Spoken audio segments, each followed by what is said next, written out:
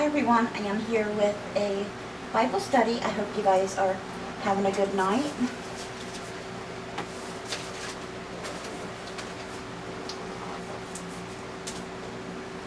Can't remember what we're in tonight. Let's see. Here.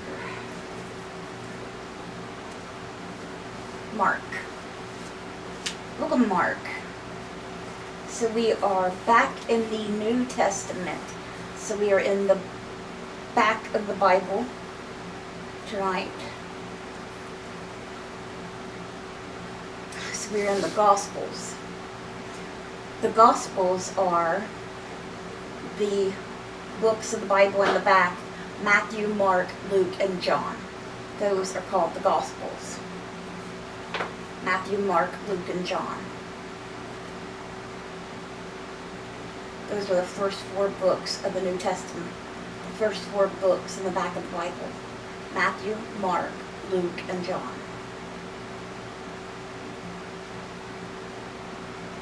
The Gospels. Okay. Tonight's devotion writer is Gwen Ford Falconberry. And let's see. The devotion, of course, she picked out, let's see, Mark. She picked out the verse, Mark 2, verse 22, to go with her devotion tonight. And it says, "No one puts new wine into old wineskins. Otherwise, the fermenting wine will expand and burst the skins, and the wine is lost, as well as the wineskins. But new wine must be put into new wineskins." Why is she saying this? That sounds weird, right? That makes no sense. Why would she say that, right? How's this going to make sense? This clearly is not going to make sense with anything. Well, we'll see when we read her devotion. But first, I'm going to go read you Mark, the book of Mark, well, chapter 2, anyway. And that verse right there that I just read in the book of Mark, Jesus, those are Jesus' words, by the way. Jesus spoke those words about the wineskins.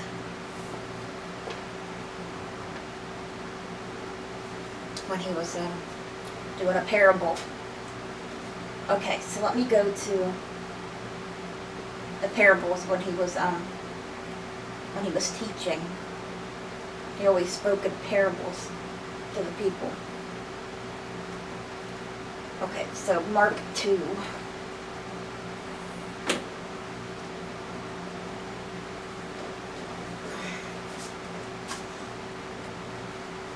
My clear bookmark. I always keep that bookmark on the book of Job. Job, spelled like job, J-O-B. So I always tell everybody, if you're going through a hard time, a really hard time, and you feel like God is punishing you, and you don't know why, and you want to give up, because you feel like, you know, God's picking on you, and you just want to give up on God. You're turning your back on God. You're done. You know, He's not there for you anymore. You're done with God. I want you to read the book of Job before you make that decision. Just read the book of Job. If you ever get close to that decision, just do me that one thing. That's what I always say to people.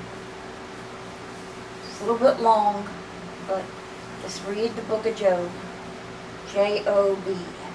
Always to set your bookmark to the book of Job.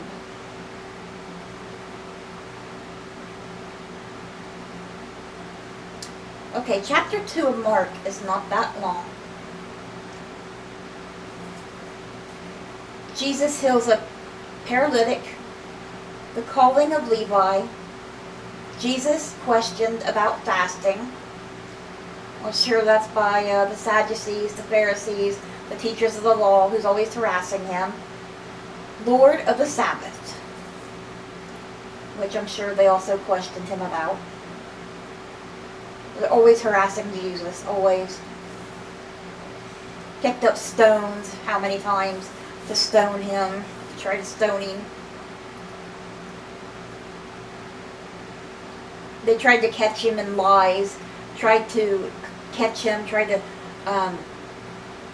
to trap him in his words, to get him to say the wrong thing.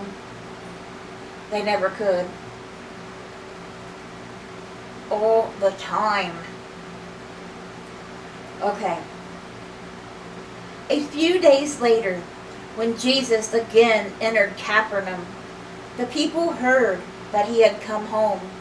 So many gathered that there was no room left, not even outside the door. And he preached the word to them. Some men came, bringing to him a paralytic, carried by 4 of them. Since they could not get him to Jesus because of the crowd, they made an opening in the roof above Jesus. After digging through it, lowered the mat and the paralyzed man was lying on.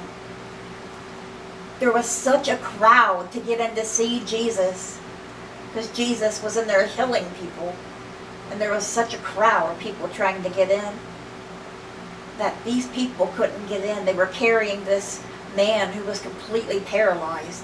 He could not get up and walk. They was carrying him on like a bed, and they wanted to get him in so bad. These men carried this man on this mat up onto this little house and dug a hole in the roof and lowered him down into Jesus. Okay, so that's where we're at. When Jesus saw their faith, he said to the paralytic, "Son, your sins are forgiven." Now some teachers of the law were sitting there thinking to themselves, they were thinking it, "Why does this fellow talk like that?" Talking about Jesus, thinking about Jesus. "He's blaspheming. Who can forgive sins but God alone?" Immediately Jesus knew in his spirit that this was what they were thinking in their hearts. And he said to them, "Why are you thinking these things? Which is easier to say to a Why are you thinking these things? Which is easier to say to the paralytic, 'Your sins are forgiven,' or to say, 'Get up, take your mat, and walk?' But that you may know that the Son of Man has authority on earth to forgive sins." He said to the paralytic, "I tell you, get up, take your mat, and go home." He got up, took his mat, and walked out in full view of them all. This amazed everyone, and they praised God, saying, "We have never seen anything like this." Once again, Jesus went out beside the lake. A large crowd came to him, and he began to teach them. As he walked along, he saw Levi, son of Alphaeus, sitting at the tax collector's booth. "Follow me," Jesus told him, and Levi got up and followed him. While Jesus was having dinner at Levi's house, many tax collectors and sinners were eating with him and his disciples, for there were many who followed him. When the teachers of the law, who were Pharisees, saw him eating with the sinners and tax collectors, they asked his disciples, "Why does he eat with tax collectors and sinners?" When hearing this, Jesus said to them, "It is not the healthy who need a doctor, but the sick. I have not come to call the righteous, but sinners." But now John's disciples and the Pharisees were fasting. Some people came and asked Jesus, "How is it that John's disciples and the disciples of the Pharisees are fasting, but yours are not?" And this up here means Jesus has not come to call the righteous but the sick. He's saying because the righteous, don't already need him to save them, because they are already saved. They are already with him. He's already got them. They're already saved. Now he's trying to save the sinners. He needs to get them saved to go with the righteous. That's what he's trying to do with them. The righteous don't need him to help them now. They're already good. So I want to clarify that. How is it that John's disciples and the disciples of the Pharisees are fasting, but yours are not? Jesus answered, "How can the guests of the bridegroom fast while he is with them? They cannot so long as they have him with them. But the time will come when the bridegroom will be taken from them, and on that day they will fast. No one sews a patch of unshrunk cloth on an old garment. If he does, the new piece will pull away from the old, making the tear worse. And no one pours new wine into an old wineskins. If he does, the wine will burst, and the skins, and both the wine and the wineskins will be ruined. No, he pours new wine into new wineskins." One Sabbath, Jesus was going through the grain fields, and as his disciples walked along, they began to pick some heads of grain. The Pharisees said to him, "Look, why are they doing what is unlawful on the Sabbath?" Because when his disciples were walking through the cornfield, they picked a couple heads of corn and ate some of it because they were hungry. He answered, "Have you never read what David did when he and his companions were hungry and in need? In the days of Abiathar the high priest, he entered the house of God and ate the consecrated bread, which is lawful only for priests to eat, and he also gave some to his companions. Then he said to them, the Sabbath was made for man, not man for the Sabbath. So the Son of Man is Lord even of the Sabbath." They always tried to trap Jesus, but it never worked. All the time. They was never good to him. Never nice to him. Ever. Ever. Not once. So that is all of chapter 2 of Mark.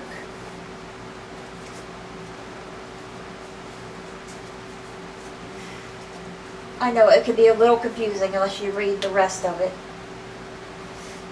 Unless you start at the beginning and read the rest of it.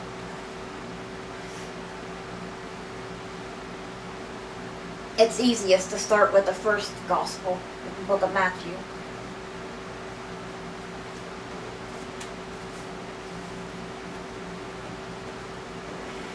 So let's get back to the devotion.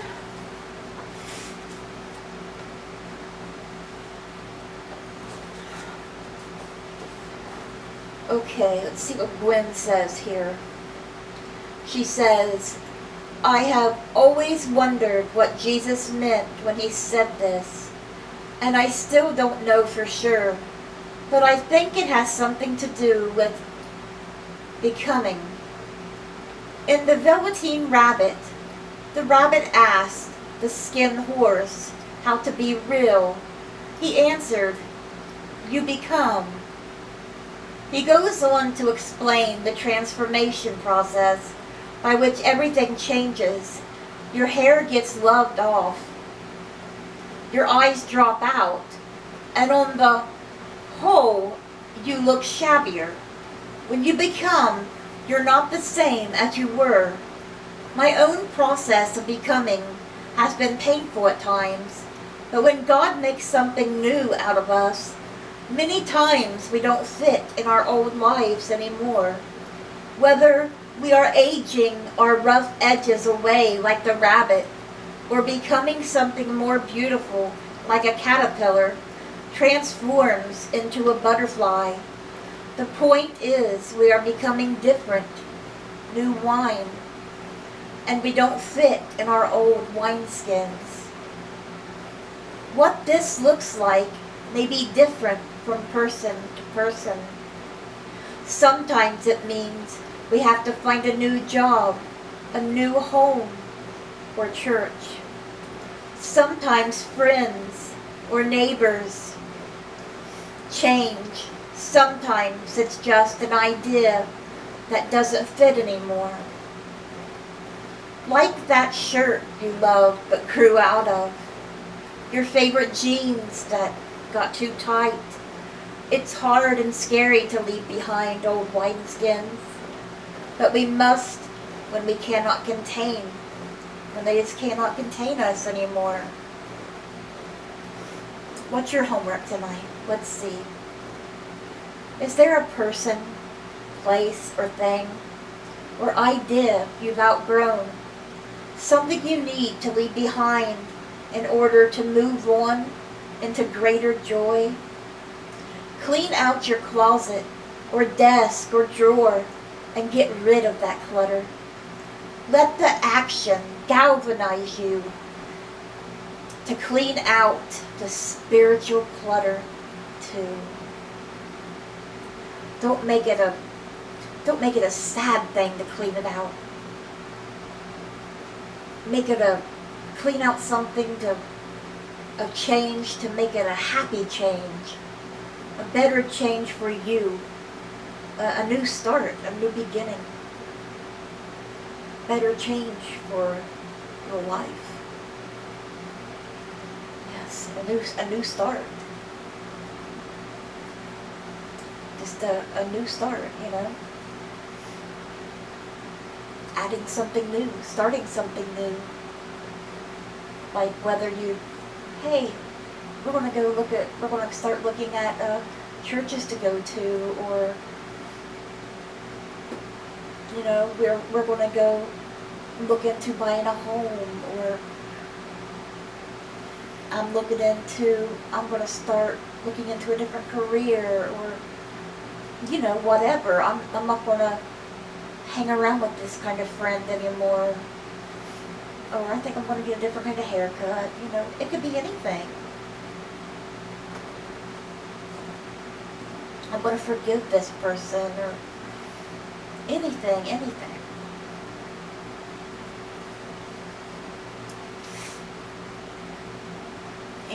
That person, you know, each person knows, you know, what they have going on. Okay, so that is done, so we can move on. You might want to check the time.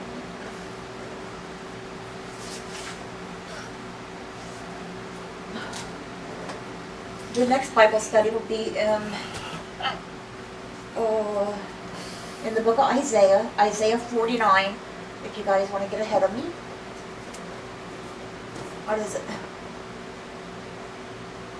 19. Alright, so now we'll go on to the animal devotion.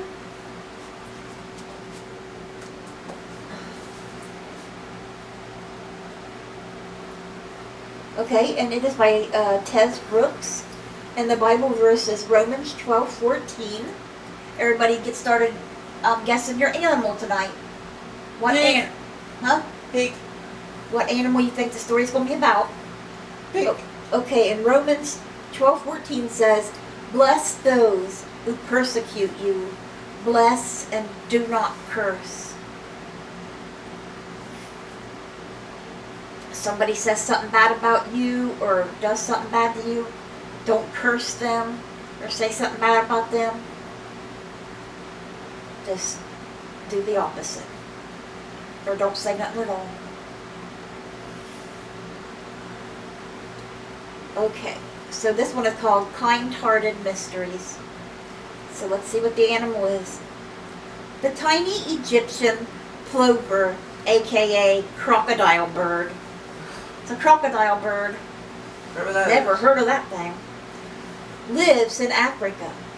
Locals think the creature is either extremely brave or stupid. Hey, whatever. It walks around inside a crocodile's mouth. Maybe that's why we've never seen one. Yeah. Cleaning the reptile's teeth. The plover is looking for a free meal.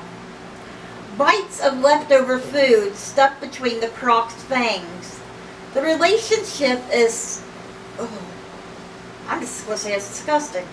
The bird, using its sharp beak like a toothpick, gets an easy meal, while the large lizard receives dental care. It makes sense. Falls its teeth. Working to help someone else is an easy decision when both parties get something out of it. It's not so fun when there's no favor returned, especially when dealing with our enemies. How do you explain why a prairie dog would warn a rattlesnake, its mortal foe, that a hungry roadrunner is nearby? It's a mystery. Or what about the inspiring stories we hear of dolphins protecting humans from sharks? I've seen those stories on these true stories on TVs. I just seen one the other day. A human was getting attacked by a dolphin that was on a surfboard, or not dolphin, by a shark. And a pack of dolphins started swimming around him, protecting him all the way back to shore from that shark. There is nothing these animals get in return, so why do they do it? Perhaps God enjoys using nature to model how we should live as His followers. I think God has those animals do it. I truly do. Truthfully. Jesus tells us to love our enemies, do good, and bless those who mistreat us. This can be hard for me if the other person is indifferent or has hurt in word or deed, me or a loved one. However, laying down my rights to serve those who don't deserve my kindness both kills my pride and helps me grow in charity toward the unlovable. Performing acts of goodwill for strangers or enemies isn't always reciprocated. They don't always do it back. We may get nothing in return from others, but what a blessing from God for those willing to try. Walk of faith. Without expecting anything in return, who will you be kind to this week? That's the question, or the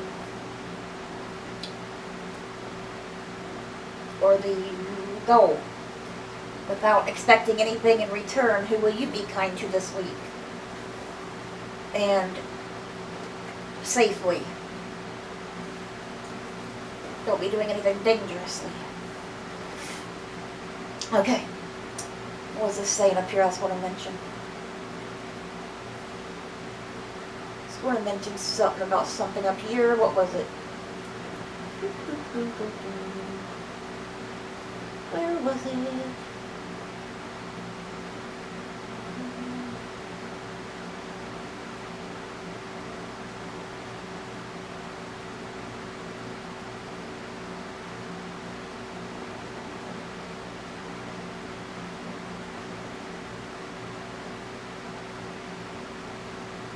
I don't know.